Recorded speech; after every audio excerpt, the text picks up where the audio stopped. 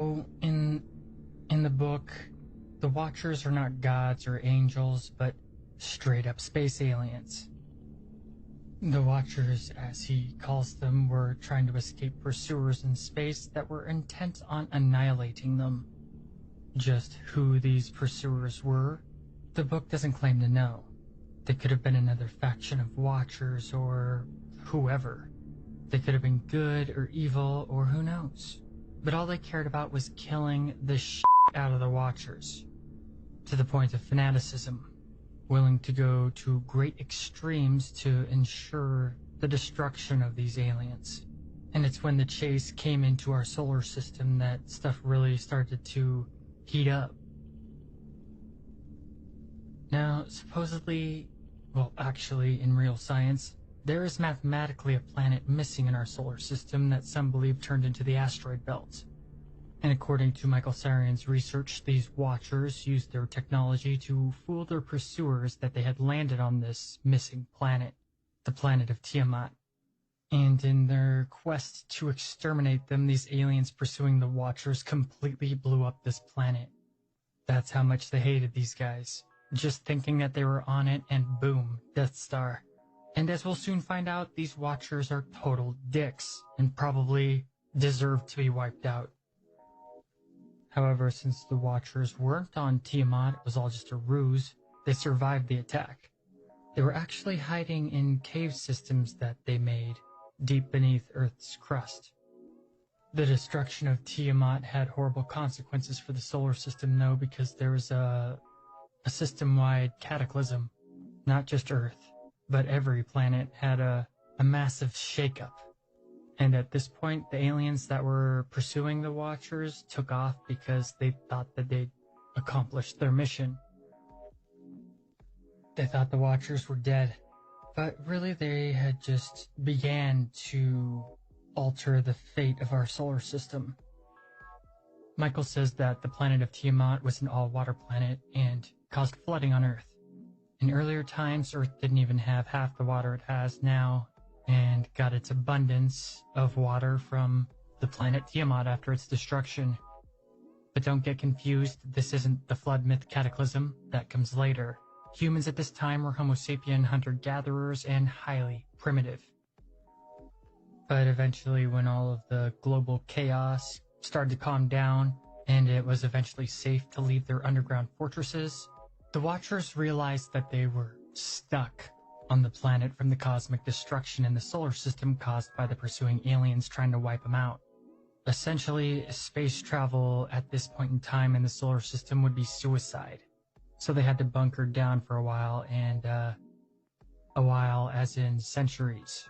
The destruction was so absolute that they kinda just had to adopt Earth as a temporary home, in which they wasted no time in exploring it for resources.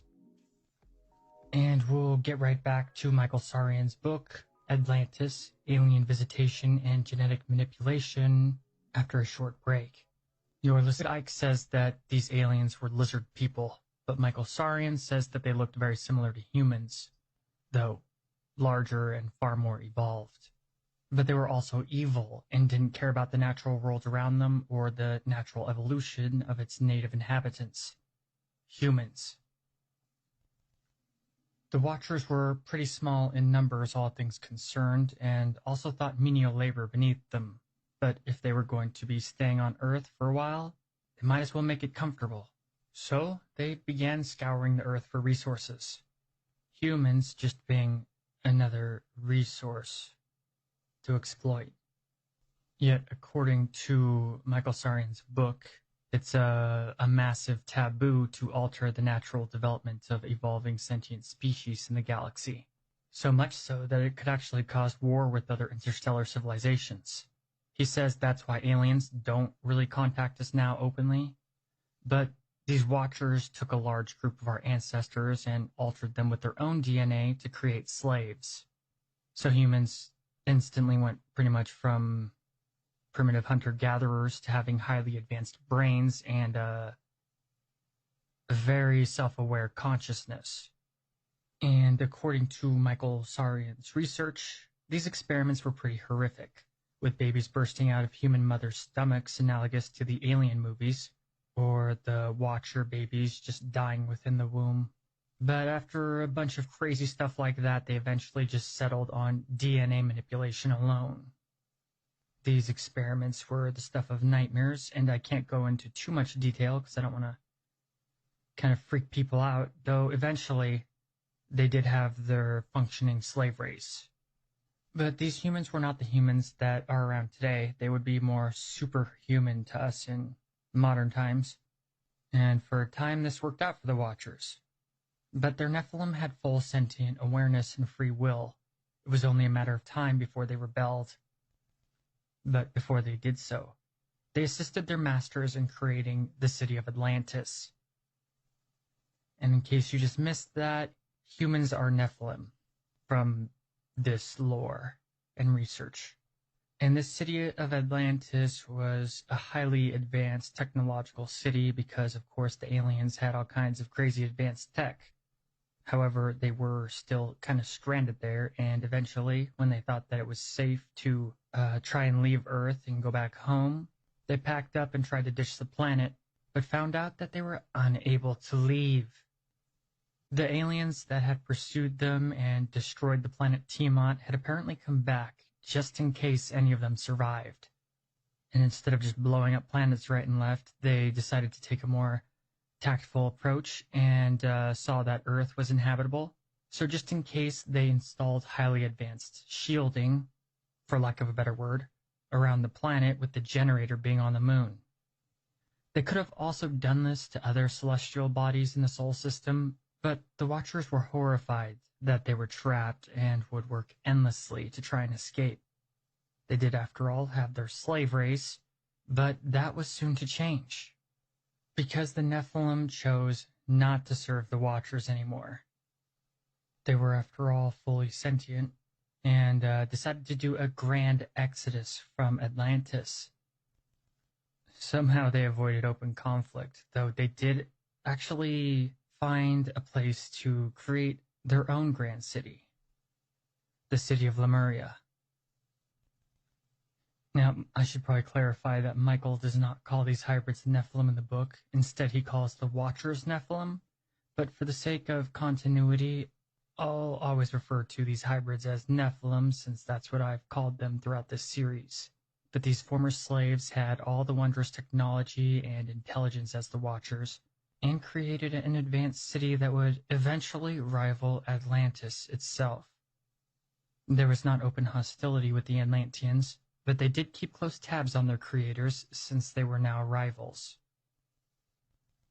Back in Atlantis, the Watchers were pretty annoyed at all that, and still didn't want to do their own work, so they devised a new generation of slaves using their own DNA. But this time, they'd shut off certain DNA strands in their creations to make them more obedient and limited in spiritual and mental cognition. These DNA strands that were deactivated could be reactivated, but only by certain means that they would obviously never disclose. And these new humans were not as large or strong or long-lived as the Nephilim hybrids. They were pretty much normal humans, just upgraded and indistinguishable from the untampered-with tribes roaming the wilds. This creation of a new slave race really upset the Lumerians, though.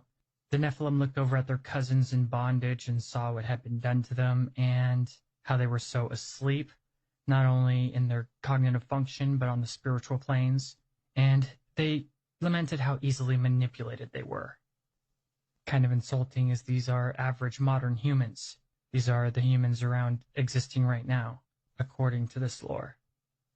Though some tribes did still wander Earth to evolve on their own, but after the destruction of Tiamat and Cataclysm, this is the first Cataclysm. There's going to be others, including the biblical flood Cataclysm, but after the Tiamat Cataclysm, human numbers were pretty low, the wild humans. In any case, the Lumerian Nephilim did not want to watch their own species be enslaved to the aliens, so some traveled to Atlantis, and there was an exodus planned, with nigh on the whole enslaved faction coming to Lemuria.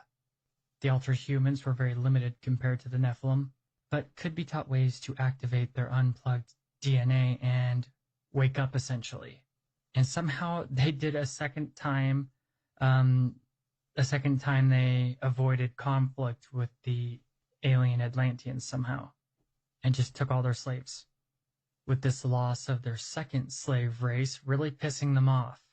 And they changed their plans, with the Watchers this time to create a slave race, settling on using reptoids in their third attempt.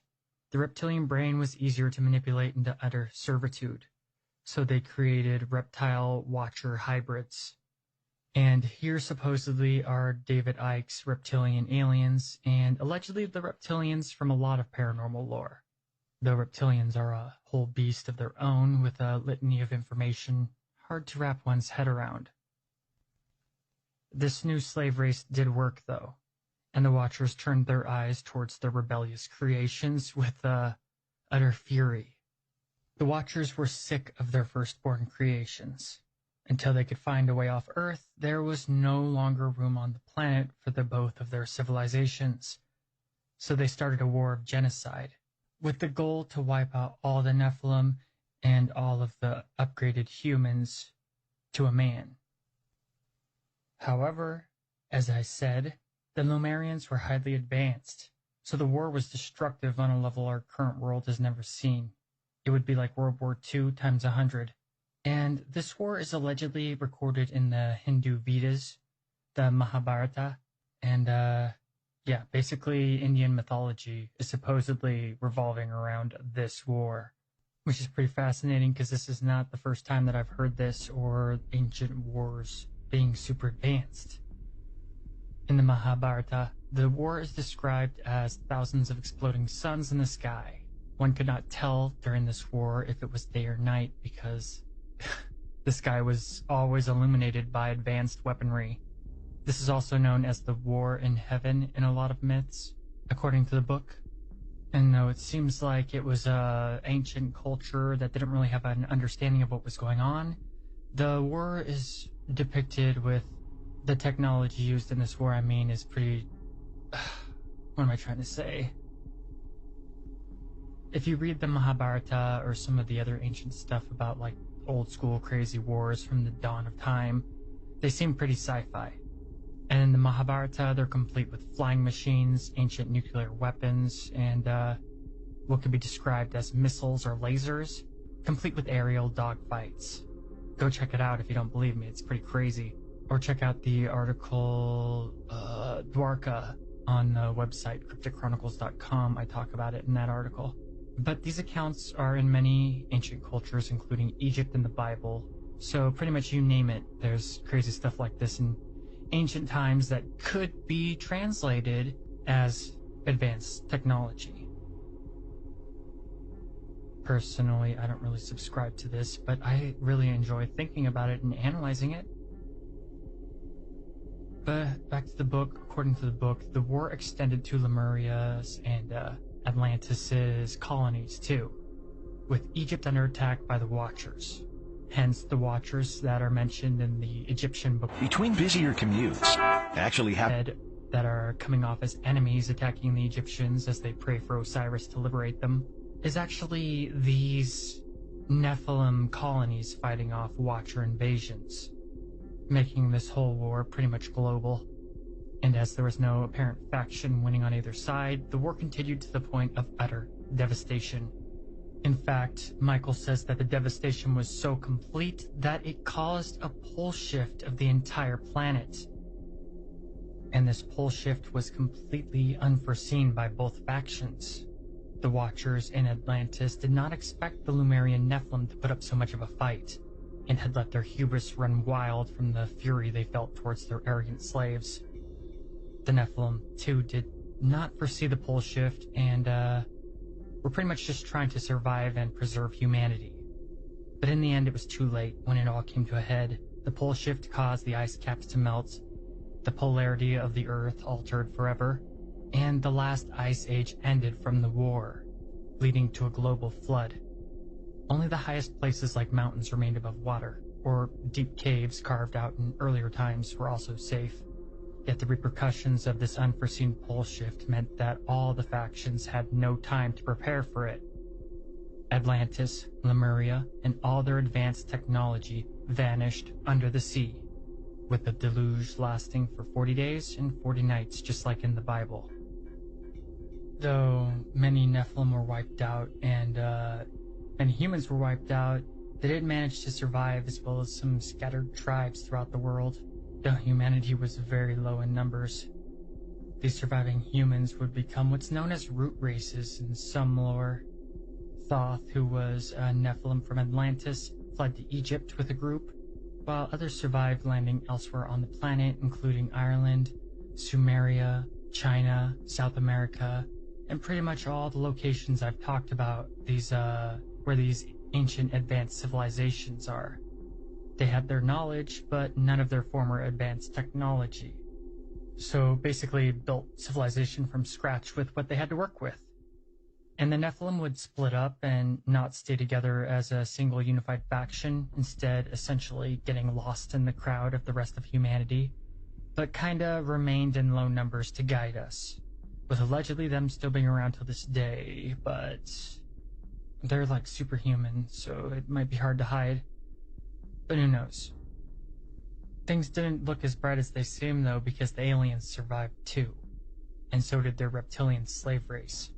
And unlike the Nephilim and humans all splitting up to form their own factions, the Watchers stayed completely intact as an organized faction, though now they were really screwed and stuck on Earth.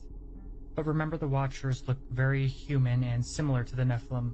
Michael Sarian says that the aliens would go on to become the rulers of humanity from the shadows, the reptilian slaves being mostly underground in their former bases, the Watchers used to originally avoid the other aliens intent on their annihilation. But the reptilians could also be altered to appear humanoid, and were and always have been loyal slaves. And concerning reptilian lore, in modern times many people in power are said to be these reptilians in disguise, and the bloodlines of the royal families across the world are all linked to these aliens. They essentially rule us in modern times according to the book. They are behind the massive boost in technological advancement, and most likely what we'd consider the Illuminati, and whatnot, secret groups like that. Their main goal is still to get the hell off of Earth somehow, and they're relentless in this pursuit. The Lemurians too are still around, but also hidden and secretive, helping humanity from the shadows from the oppressive alien force ruling our world. Though many don't know that they are these Lemurians. If you feel like you can see through all the BS propaganda and nonsense everywhere in our modern world, but when you talk about it with other people and they just don't care or even appear to comprehend what you're saying, you just might be part Lemurian, Nephilim bloodline, or whatever, you know what I'm talking about. The Lemurians have a higher form of consciousness and spiritual awareness. And yeah, there you go. Atlantis, alien visitation, and genetic manipulation. Yet again, we come across the Nephilim being the good guys, unlike their Hebrew view in the books of Enoch. And we are the Nephilim. Modern humans are Nephilim, technically. Whether the lesser slave race or the Lemurians, there is genetic manipulation in our DNA. Only the untouched tribes are fully human, and who knows who those are. We're most likely all mixed together now in modern times. And it's fascinating how, according to Michael Sarian, these hidden archons are still around in our world, ruling humanity from the shadows in a very parasitic way. The majority of the problems in the world and opposing factions have actually been created by these assholes. And that's because the more divided humans are, the easier it is to control them. A control that, to Michael Sarian, is absolute in modern times. They are everywhere in all levels of authority, politics, entertainment, especially the media, you name it. Which is top-tier conspiracy theory stuff, but still fascinating. Oh, and just to clear up the thingy keeping the Watchers trapped on Earth, it only works on the Watchers themselves. So it's like, specifically designed to only not allow them out. So other aliens can theoretically come and go as they please, as well as humans leaving. And if this interests you, you find this fascinating, I'll leave a link to the book in the show notes, and you should check it out yourself, because it's a pretty fascinating story. But there's still a whole lot more Atlantean lore concerning the Nephilim to go over.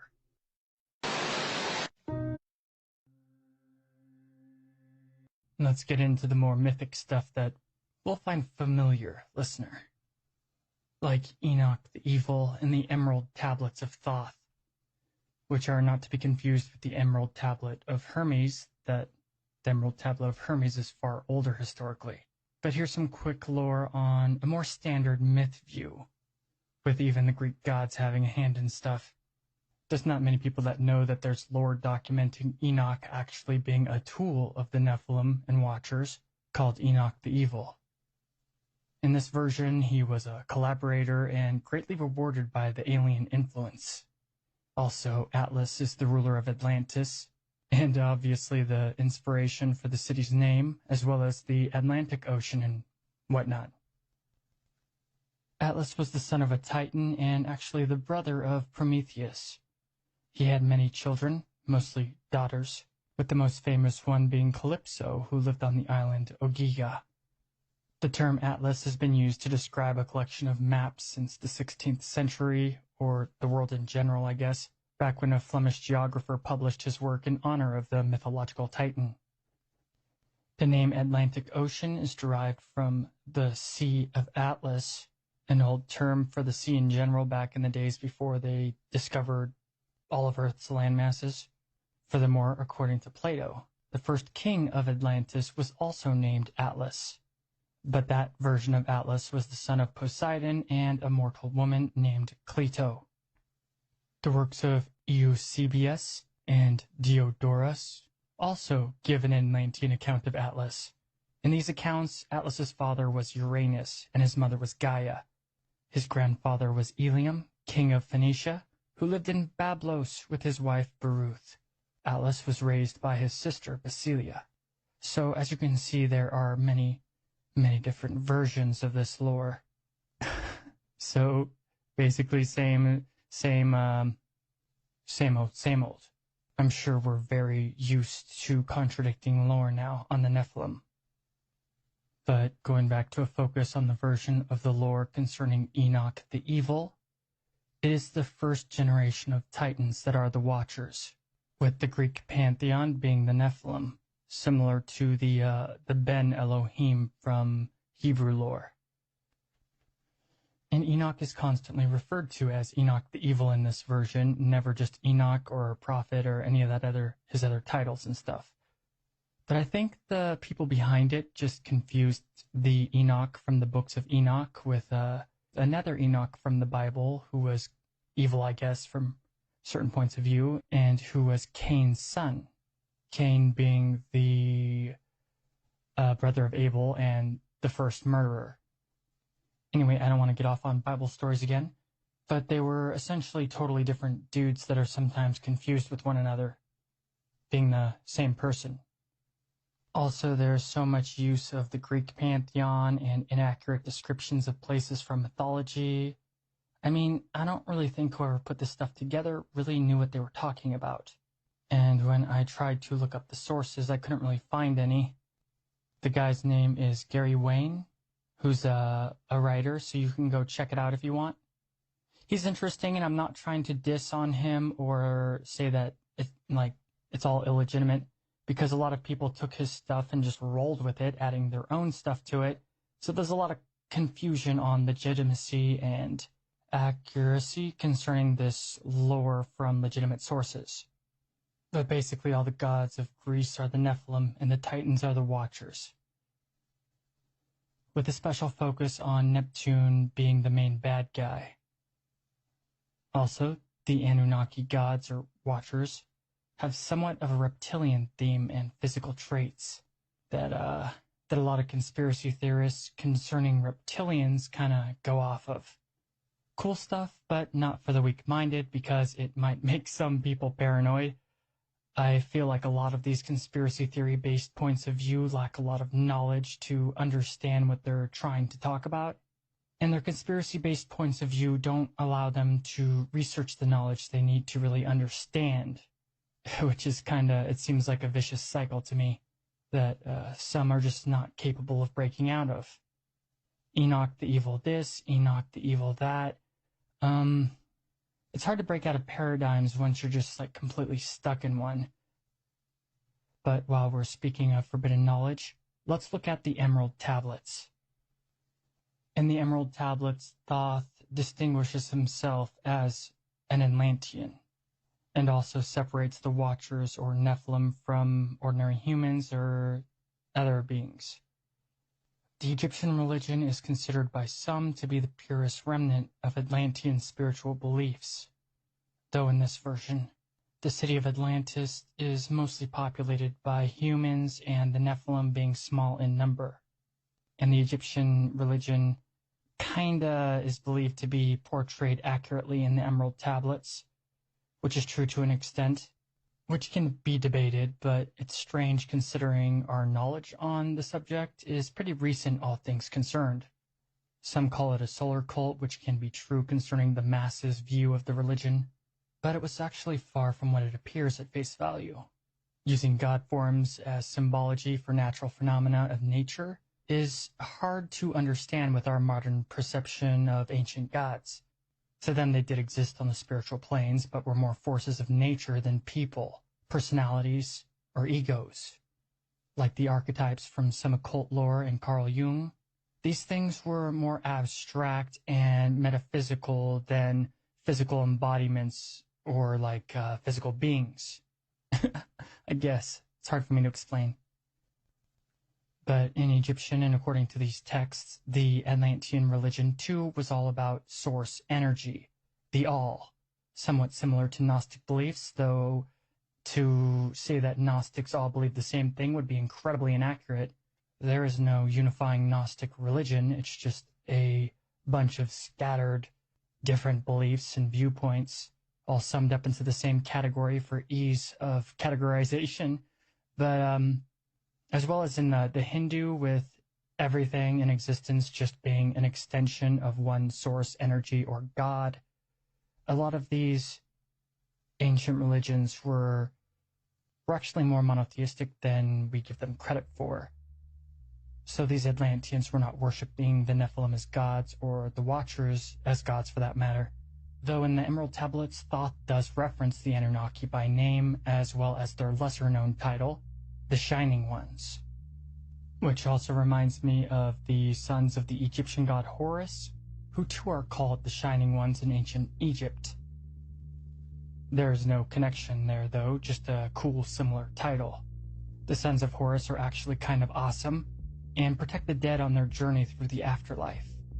They're also the 4 archangels, earlier prototypes of the directions north, south, east, west, because they perform many of the same functions the archangels of the quarters do, including the element they govern: Mikael, fire; Raphael, air; Gabriel, water; Uriel, earth. They guard the 4 corners of the temple, just like the sons of Horus: east, south, north, west. So it's interesting how there's so many similarities in the eons of religious evolution. It's also fascinating how the Emerald Tablets survived history in the first place.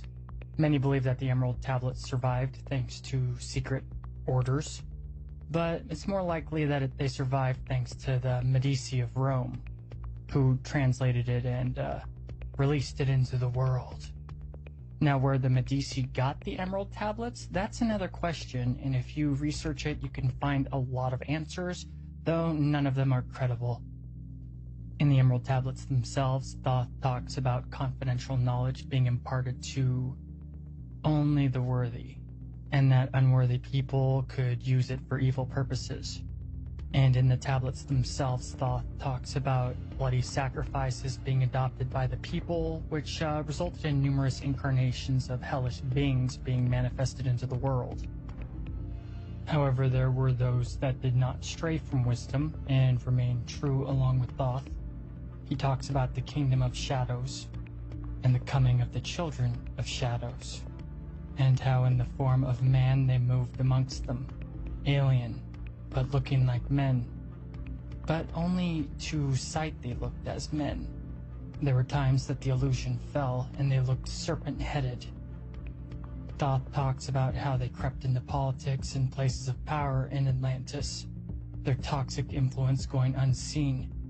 They'd slay the chiefs of the kingdoms and take on their form and rule in their stead. These children of night came from another vibration, another realm, and with their serpent appearance, this is where a lot of the... I think I already said that, yeah, I already said it, but a lot of the modern reptilian lore can be found as its origins in the Emerald Tablets of Thoth, because the true form and image of these children of night were reptilian, and all this stuff is very Nephilim, coinciding with many modern reptilian conspiracy theories. Though it's important to use symbolism and metaphor in ancient texts, we should never take anything literally, but just look at it as a meme, an idea. One of the biggest issues that we have in modern times is not being able to see things of the past through their eyes. They didn't look at things the same way we do. These Dark Ones, or Children of Night, are said by Thoth to have been defeated by these cryptic people called Masters in the past, and many were defeated, killed, or banished, or it's very, I don't know, it's very vague. But eventually, over the eons, these entities crept back up to us from their plane through our own doing in the pursuit of power. Some researchers or people who kind of lean Gnostic call these beings archons, and according to them, they're still among us today, if Thoth is to be believed. And it is this Nephilim influence that caused the destruction of Atlantis. These beings were from a lower reality, specifically stated to exist in a different vibration than our world, and could only come into manifestation through actions of these Atlanteans and humans in general, with these entities corrupting also many Anunnaki gods. The knowledge and wisdom from the fall was carried on by Thoth and other elect, shepherding humanity after the reset button was hit concerning human civilization. With all of the early advanced civilizations such as Egypt, Sumeria, Göbekli Tepe, South American ones, all basically being the survivors of Atlantis, who went into the more barbaric human cultures to teach them and restart civilization. The Emerald Tablets chronicle the fall of Atlantis by Thoth and the evil that unknowingly impregnated it by the masses. And like the Gnostics, Thoth speaks of humanity's true nature as light beings, the children of light, and that our evolution and our advancement is actually far less than what it should be concerning the state of things. So the Emerald Tablets are pretty fascinating, and I'd go check them out if you're interested, but expect to be confused and take everything with a grain of salt. Alright, let's end this episode with the book Atlantis, the Antediluvian World. A book I really liked when I was a kid, and it blew my fucking mind. The book Atlantis and the Antediluvian World was released in 1982, in which the author openly calls the rulers of Atlantis the Nephilim. Ignatius Donnelly basically, once again, presents the Nephilim as a drama of good against evil, the Nephilim being a supreme evil in this version of the lore, with the Garden of Eden being basically Atlantis itself. The author states that all gods of all nations originated there, and that the mythical tales of heroes also come from Atlantis, not originating in Greece or any of their originating nations and lands as we think of them, but were actually altered over time to suit individual cultures. As we've already gone over, world myth is indeed very similar. So what he says concerning this is actually plausible, though plausible does not make fact.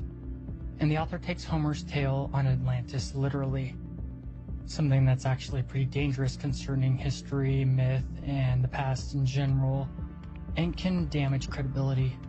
A lot of mainstream people like to say that it was all just an allegory, and Homer was just using allegory and metaphor. And while that's true in a lot of cases, I'm not convinced that Homer was actually just speaking tales. And many people don't even try to say that Homer existed. There's a lot of people that say Homer didn't even exist, but had actually many influences. I mean, don't get me wrong, I'm open to the idea that he was a real person. I'm also open to the idea that he wasn't a real person, and it's just kind of a placeholder to form myth around, which is actually kind of consistent throughout history. But if you're familiar with mnemonics and mnemonic anchors, as well as an education in linguistic anthropology like me, it's easy to see that Homer's works were actually an oral tradition before ever being written down. The anchors are obvious, with terms like clever Achilles used on repeat. Every time that one of these characters is mentioned, there's always something describing them before their name. Tons of characters have these weird repeated adjectives that don't seem to fit and seem odd when being read in modern times, the way that we tell stories. Like in normal writing as we know it, this might be used to introduce a character, or just used once in a while, but never on repeat every single time with the same words. One of the main ways to tell that the story is an oral tradition is when these descriptions are used on repeat every time. So unless it came from an oral tradition of storytelling, you're not going to see this. These are mnemonic anchors found in all oral traditions of storytelling. And if a tale has mnemonic anchors and is an oral tradition, then that means that it's probably prehistory. Like 95% chance or something like that. And if you're wondering what mnemonic anchors even mean, or what mnemonic means, if I didn't explain that, I don't remember if I explained it or not. It's a way that you can say things and think about things that create an easier way for you to remember them in your brain.